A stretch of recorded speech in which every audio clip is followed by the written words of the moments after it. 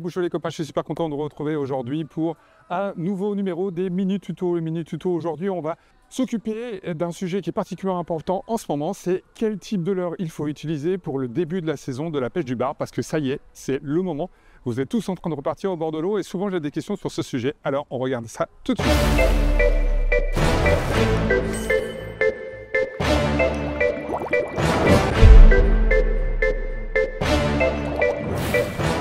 Alors oui, il y a toujours des questions sur ce sujet-là parce qu'on ne fait pas toute la saison avec le même type de leurre.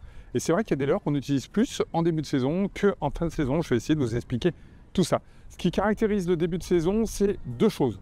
Un, le bar est en train de revenir de sa période de reproduction. Donc c'est une période où il se nourrit très très peu, où il a dépensé énormément d'énergie et plutôt maigre. Et donc il va chercher à se nourrir et à emmagasiner un maximum de force le plus vite possible. Deuxième chose, la température de l'eau est très fraîche, beaucoup plus fraîche que ce qu'on peut trouver à partir de mi-juin et bien sûr au cœur de l'été.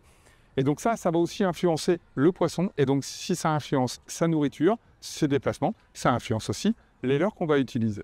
Alors je pourrais vous dire, voilà, il faut utiliser le Swatchad de la lande parce que c'est le leurre passe-partout et vous allez pouvoir prendre du poisson partout, etc. Non, je ne vais pas vous dire ça parce que vraiment d'une zone à l'autre, ça va être très très différent. Par contre, les indicateurs pour trouver le bon leurre sont exactement les mêmes que vous passez d'un endroit à un autre. Alors, la principale chose qu'il va falloir faire, c'est connaître parfaitement votre zone.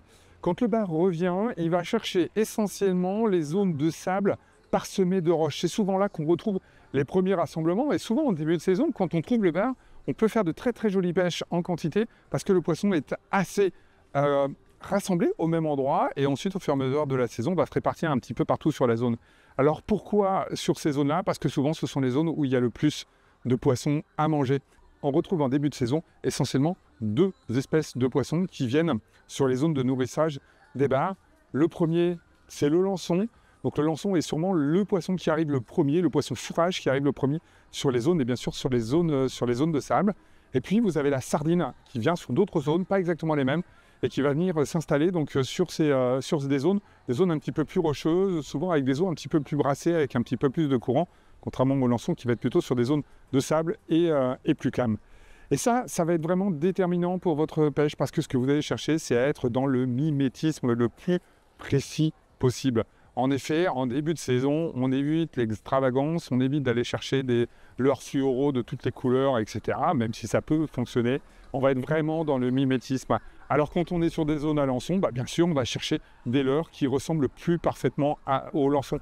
Il y en a plein. J'ai mes préférés, je vais vous les présenter, mais il y a plein de marques qui en font. Bon, mes deux préférés que je vais choisir, c'est le Slug Ilo de Caperlong, qui franchement, avec ce côté articulé, est vraiment un mimétisme quasi parfait d'un lançon dans l'eau. Et je vais aller sur du Fire Reel de la lande. Là encore, attention, si vous êtes sur une zone où il y a des petits lançons, il va falloir prendre des petits leurres. Si vous êtes sur des zones où il y a des gros lançons, il faudra prendre du gros leurre. En effet, on a observé par expérience qu'en pêchant avec des petits leurres alors qu'il y a du gros lançon dans l'eau, le bar n'attaque pas les petits lançons et inversement. Donc il va falloir vraiment connaître ce qui se passe sous l'eau et ça, c'est l'expérience qui vous fera découvrir ça.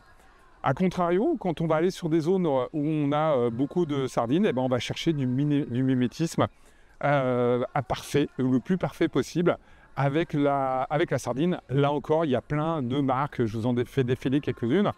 Moi, mes choix perso, mais vous les connaissez, vous les voyez souvent dans les vidéos. Swatchad en Natural Sprat, comme son nom l'indique, ça se rapproche de la sardine, même si ce n'est pas exactement la même chose, mais franchement, on a un leurre là qui est vraiment bien.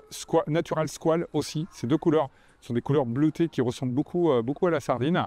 Et puis, je ferai bien une tentative sur un leurre que je vous ai présenté il n'y a pas très longtemps dans une vidéo. C'est une nouveauté de l'année 2024 qui vient de chez Caperlon. C'est l'Osarda, et Osarda, ça veut dire sardine et vrai. Donc, en fait, c'est un leurre qui imite vraiment la sardine. Et là, on a vraiment des coloris qui sont vraiment très proches de l'état naturel. Donc voilà un petit peu mes choix pour commencer le début de saison en termes de leurre. Maintenant, en termes de technique. Le deuxième, je vous disais, influence qu'il y a à cette saison, c'est que l'eau est encore très fraîche. Selon les zones, vous avez de l'eau autour de 10 degrés, un petit peu plus ou un petit peu moins. Et la caractéristique, puisque le bar, comme tous les poissons, est un animal à sang froid, c'est que quand l'eau est froide, tout simplement, le déplacement est beaucoup plus lent.